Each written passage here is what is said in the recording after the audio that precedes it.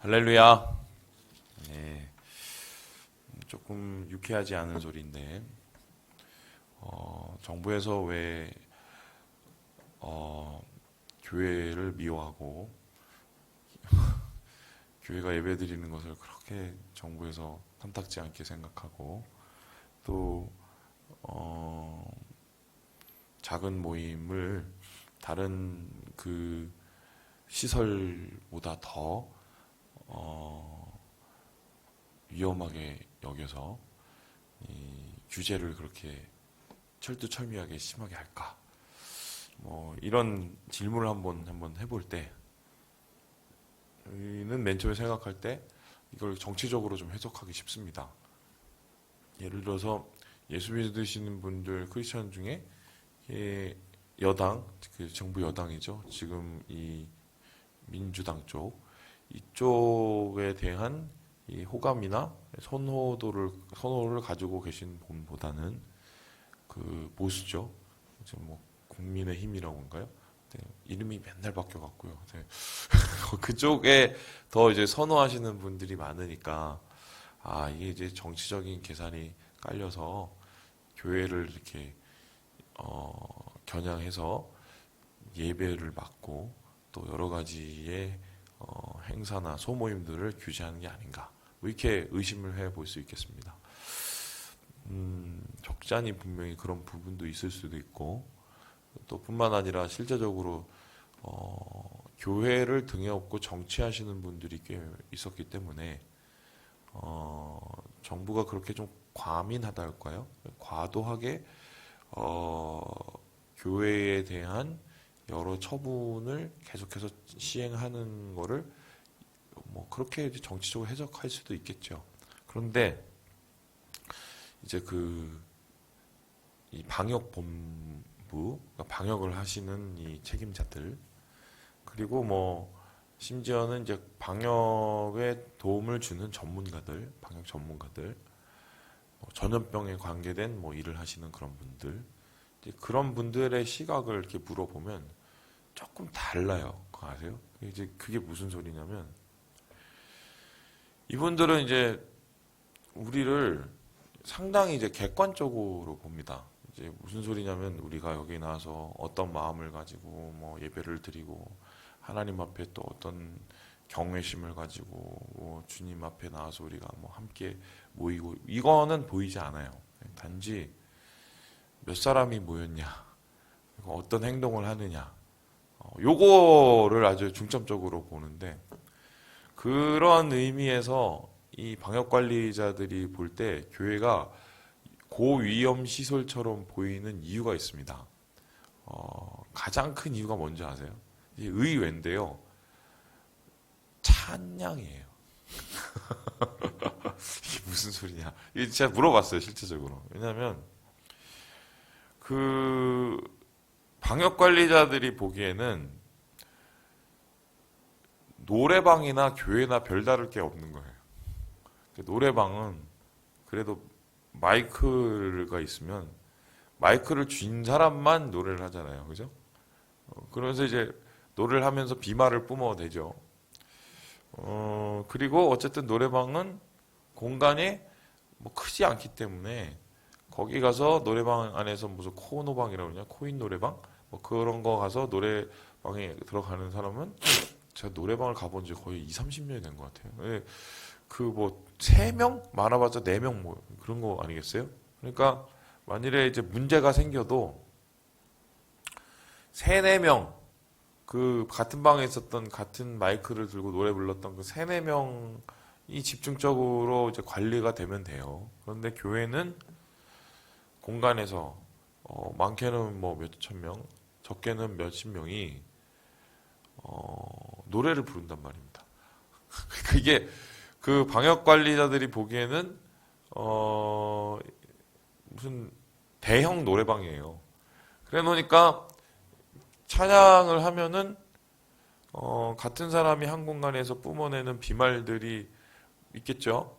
그리고 그 마스크를 낀다고 그래도 뭐 적잖게 뭐 그런 게 뭐 조금이라도 투과가 된다면, 그 같은 공간 안에 있는 사람들이 또 그러한 공기가 오염된 거를 또 같이 마실 수 있기 때문에 이 사람들은 무슨 교회가 뭐 하나님 앞에 뭐 예배를 드리고 중심으로 뭐 노래를 부르고 이게 중요한 게 아니라 많은 사람들이 모여서 노래를 부른다. 그것도 굉장히 크게 부른다. 이 노래를 부르는 것보다 더 무섭게 생각하는 게 뭐냐면 소리를 줄이면서 기도를 하는 거거든요. 그러니까 이거는 많은 사람들이 모여서 크게 노래를 부르고 소리를 부르면서 침을 많이 튄다. 이렇게 보이는 거예요. 그리고 뿐만 아니라 노래를 그렇게 크게 부르고 나서 3, 4, 5 모여서 같이 뭘 먹더라. 이거는 이제 이 사람들 보기에는 대형 식당이거든요. 그러니까 이제 그렇게 아주 그 물리적인 개념을 가지고 교회에 접근을 하기 때문에 그분들이 보기에는 굉장히 교회가 위험시설이죠. 그래서 그 항상 이 정부에서 지침이 내려오는 거 보면 어떻게 하냐면 밥 먹지 마라. 그게 제일 우선 나오고 두 번째가 뭐냐면 이 노래를 연습하거나 노래를 부르지 말라. 뭐 이렇게 좀 삼가해서 조용하게 불러라. 부르려면은 다 같이 부르지 말고 혼자 이런 식으로 나와요. 만일에 그 찬송을 부르려거든 그냥 빨리 불러라. 뭐 이런 식으로 나와요. 진짜예요. 이거 보면 진짜예요.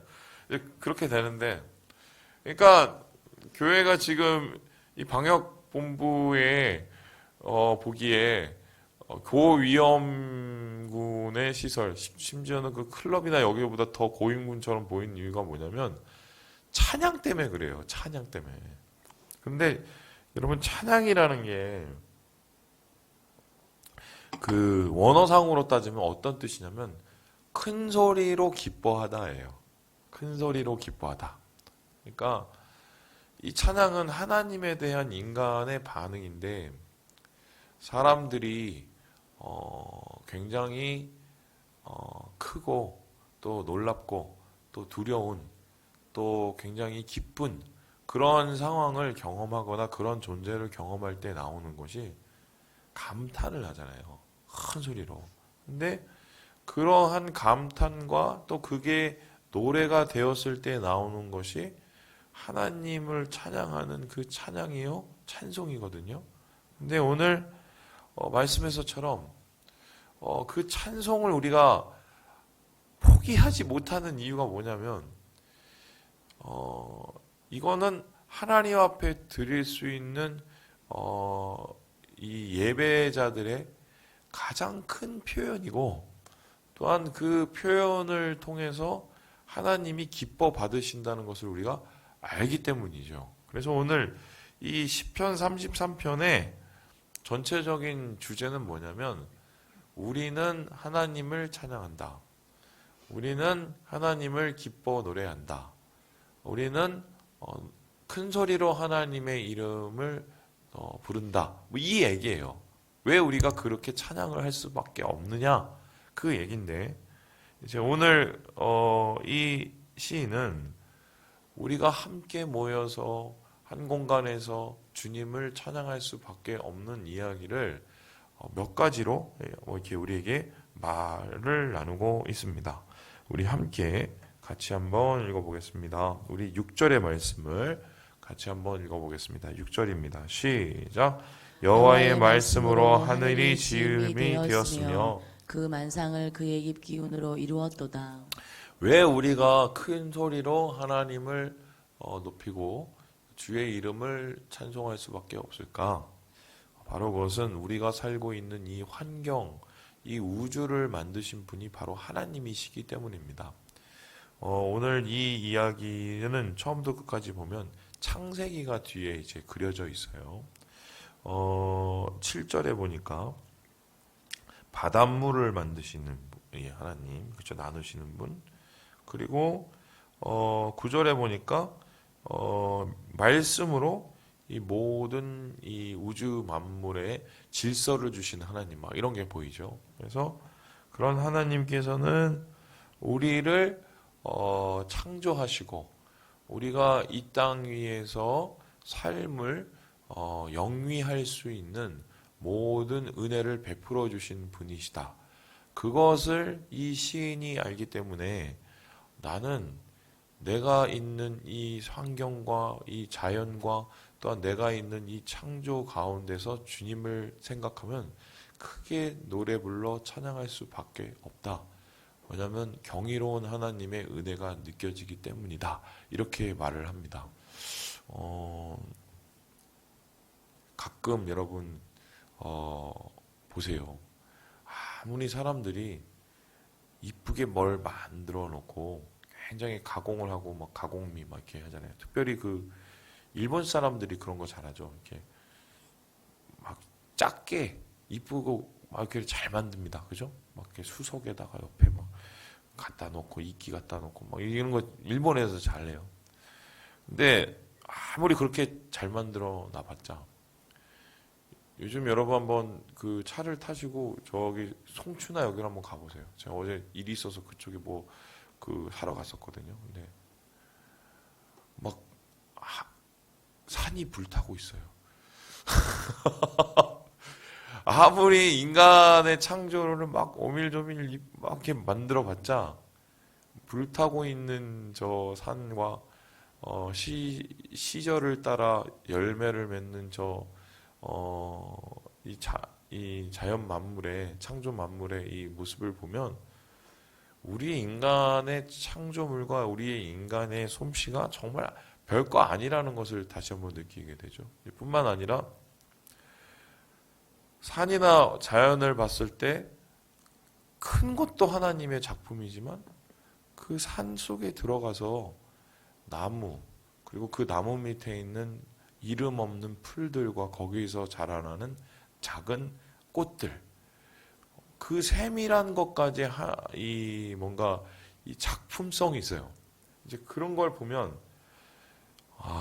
하나님의 세밀하고 또 하나님의 굉장히 인자하신 이 만물을 어루만지시는 그 주님의 손길 뭐 이런 것이 이제 느껴질 정도로 하나님의 창조는 완벽하시고 하나님의 창조는 우리를 향해서 언제나 아름다우시죠.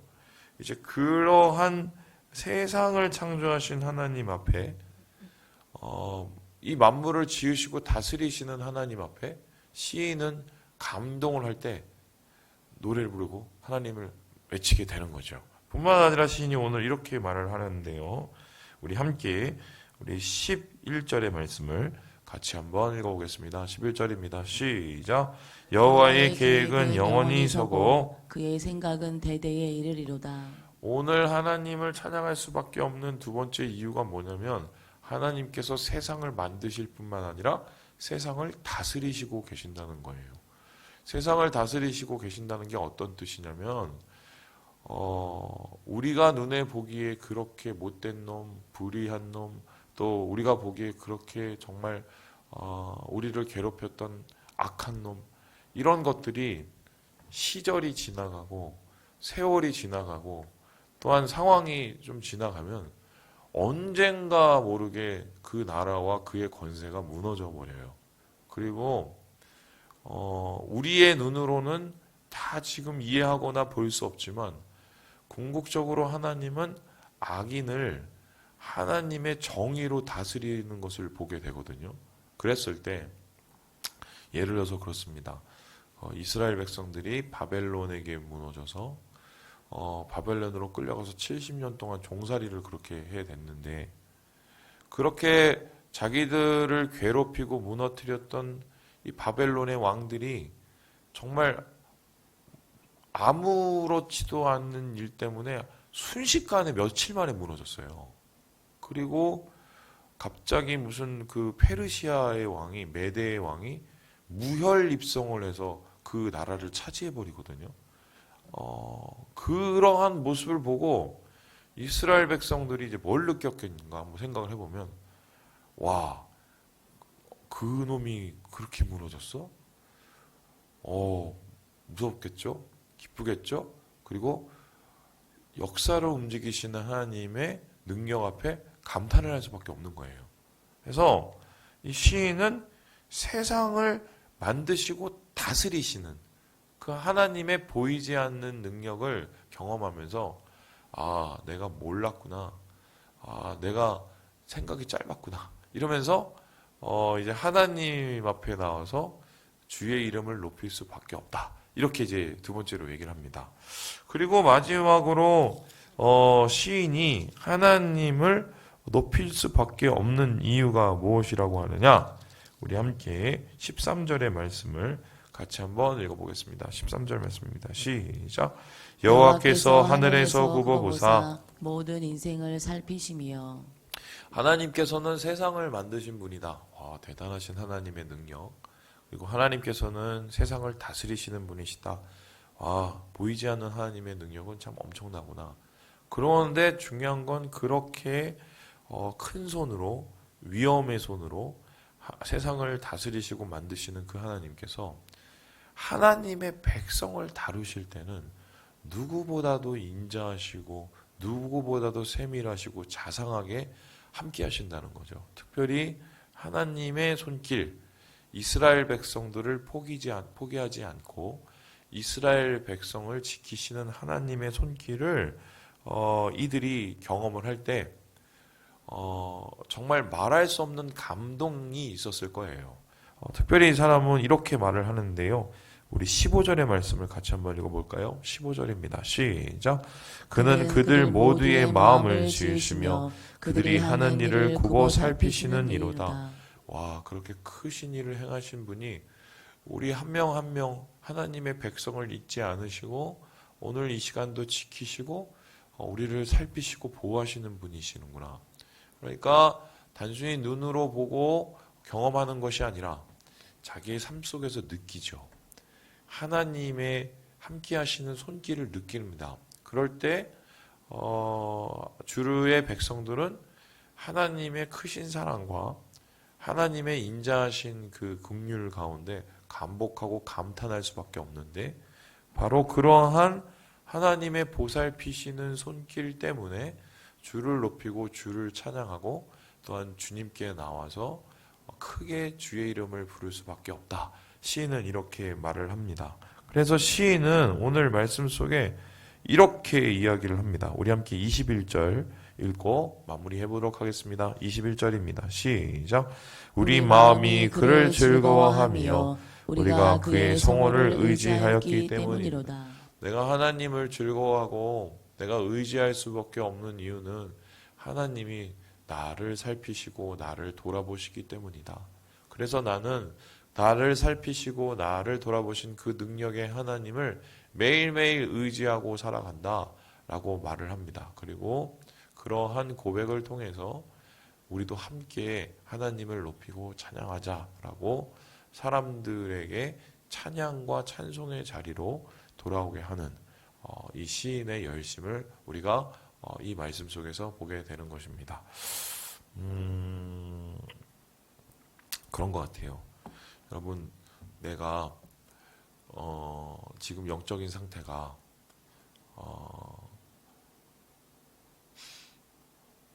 건강할까 건강하지 않을까 이거를 알 수 있는 두 가지의 방법이 있습니다. 첫 번째 방법이 어제 보았던 기도예요. 내가 지금 기도의 줄이 놓쳐지지 않고 기도의 통로가 막혀지지 않으면 하나님과의 아주 기본적인 관계들이 이루어지고 있는 거거든요. 이거는 사실 기도는요, 그 신앙이 뛰어난 사람들이 하는 게 아니라 그냥 신앙이 있으면 기도를 해요. 그냥 가장 기초예요. 그래서 하나님한테 가서 도움을 구하고 하나님 앞에 내 마음을 쏟아놓고 또 하나님 앞에 의지하는 그 마음을 올려드리는 이거는 신앙의 그 출발로부터 시작되는 건데요. 그런데 내가 지금 하나님 앞에서 신앙 상태가 굉장히 좋다. 여러분, 그게 결정적으로 알 수 있는 드러나는 게 결국 뭐냐? 찬양이에요. 찬양은 내가 영적으로 주님께 가까이 있고 또 하나님을 사랑하고 또 하나님을 기뻐하지 않으면 절대로 할 수가 없어요. 자기 무슨 뭐 열심으로 하는 척은 할 수 있는데 그 안에 있는 하나님을 향한 깊은 감동과 깊은 하나님을 향한 경외의 마음을 흉내낼 수는 없거든요. 그래서 항상 찬양하는 자들이 사단의 표적이 됩니다. 왜냐하면 그 찬양을 뺏기 위해서 사단은 지금도 우는 사자와 같이 우리를 향해서 달려오죠. 그 찬양을 듣기가 싫은 거예요. 진심으로 하나님을 기뻐하고 높이는 그 찬양을 우리의 입에서 뺏기 위해서 수많은 시험과 유혹 가운데 우리를 떨어뜨리고 뿐만 아니라 우리가 드리는 하나님의 찬양을 하나님을 찬양하는 것을 왜곡하고 오염시키려고 하는 것이 찬양입니다. 사단입니다. 왜 그런가? 사단이 원래 찬양하는 자였어요. 사단이 원래 타락하기 전에 하던 일이 뭐냐면 제일 앞에서 하나님 찬양하던 자였어요. 그걸 알거든요.